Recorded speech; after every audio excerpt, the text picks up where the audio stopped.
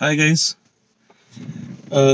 अगर आप कोई भी automobile, two wheeler, four wheeler या कुछ कमर्शियल व्हीकल खरीदने का प्लानिंग कर रहे हैं तो मैं आपको कुछ टिप्स देना चाहता हूं जहां आप अच्छा खासा पैसा बचा सकते हैं। तो पहला टिप मैं आपको दूंगा कि आप अगर आपके शहर में मल्टीपल डीलर हैं, यानी उस ब्रांड के 2 या 3 डीलर हैं, तो आप अलग अलग नाम से आपकी इंक्वायरी को रजिस्टर्ड कराइए। यानी कहीं पे आपके ब्रदर के नाम से, आपकी वाइफ के नाम से और आपके नाम से। अब इसका फायदा क्या है मैं बाद में बताऊंगा। दूसरा, आप शोरूम पे विजिट करते हैं तो आपको एक एक्सेल शीट थमा दी जाती है।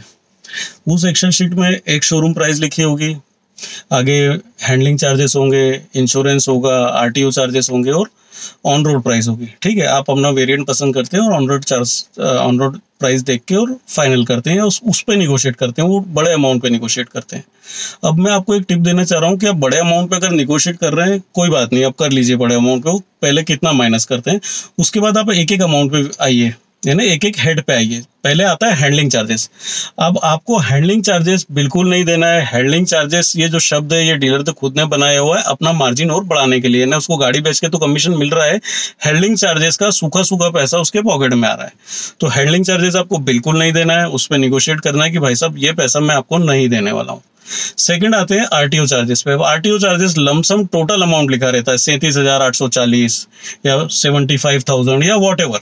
आपको उसका ब्रेकअप लेना है कि ये 75,000 में किस किस चीज का क्या पैसा लग रहा है। जैसे आप उससे पूछिए कि भैया रजिस्ट्रेशन की कॉस्ट क्या है, रोड टैक्स कितना है ना।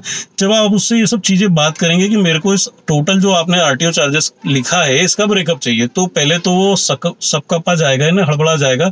वो आपको बता नहीं पाएगा कि साहब वो तो रिश्वत भी देनी पड़ती है और इस चीज के पैसे, उस चीज के पैसे। उसको बोलना नहीं, मुझे तो राइटिंग में तू बता कि किस किस चीज का कितना पैसा है। जब आपकी टोटल मैच नहीं होगी तो बहुत बड़ा एक डिफरेंस का अमाउंट आ जाएगा। जैसे टोटल उसने आरटीओ चार्जेस लिख दिया 75,000, उसकी टोटल बैठ रही है कहीं 58 या 60,000, तो उसको बोलना भाई साहब ये 15,000 रिश्वत नहीं होती, मैं चलो ये मान लेता हूँ कि 5,000 रिश्वत होती, 10,000 मेरा पैसा वापस कर। वो आपको पैसा वापस जरूर करेगा अगर उसको गाड़ी बेचनी है तो। ये पैसा मैंने गाड़ी खरीदने के बाद वापस लिया है। ठीक है, तो सेकंड आप आरटीओ चार्जेस में पैसा बचाओगे। थर्ड पैसा आप बचाओगे इंश्योरेंस में। डीलर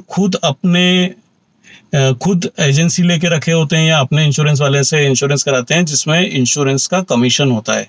आप उससे बोलिए मैं इंश्योरेंस बाहर से खुद करा लूंगा या मुझे तो कमीशन पास ऑन कर दे, वो आपको कमीशन भी पास ऑन करेगा। तो ये सब जो पैसा छोटा छोटा हैंडलिंग चार्जेस, आरटीओ चार्जेस और इंश्योरेंस चार्जेस, ये सब पैसा आपका बचेगा जो टोटल राउंड रोड व्हीकल है। अब जो मैंने आपको बोला कि मल्टीपल आपको इंक्वायरी क्यों करवानी है, होता क्या है कि इनका एक यूनियन होता है, कार्टेल होता है, कि अगर आपने सेम नाम से करी तो वो आपको हेड ऑफिस में उनके रजिस्टर्ड हो जाएगी और उनको पता रहेगा एक ही आदमी 3 जगह निगोशिएट कर रहा है। तो आप बिल्कुल इंक्वायरी अलग अलग नाम से रजिस्टर्ड करिए। अब आती है बात, ये जो मॉनिटरी आपने डिस्कशन कर लिया और निगोशिएशन कर लिया, अब आती है फ्री एसेसरीज की बात। जब आपका ये पूरा अमाउंट फिक्स हो जाता है, आप उससे डिमांड करिए फ्री एसेसरीज और उसको बोलिए कि फला फला डीलर मेरे को फ्री एसेसरीज दे रहा है या मुझे कुछ अलग से फ्रीबीज दे रहा है। तो उसके बाद आप इस पे भी निगोशिएट कर सकते हो। और यकीन मानिए, मैंने अभी रिसेंटली मेरा 2 व्हीलर खरीदा है, HX440 जो हार्ले का है। मैंने उसमें हैंडलिंग चार्जेस खत्म करवाए, मैंने आरटीओ चार्जेस रिफंड लिया, मैंने इंश्योरेंस बाहर से करवाया। तो आज जो मेरी व्हीकल की ऑन रोड कॉस्ट है और जो बाकी लोगों ने खरीदी, मेरी कॉस्टिंग आराम से 10 से 12,000 रुपए नीचे आई है। तो 10 से 12,000 रुपए में आफ्टर मार्केट एसेसरीज लगा सकता हूँ गाड़ी में।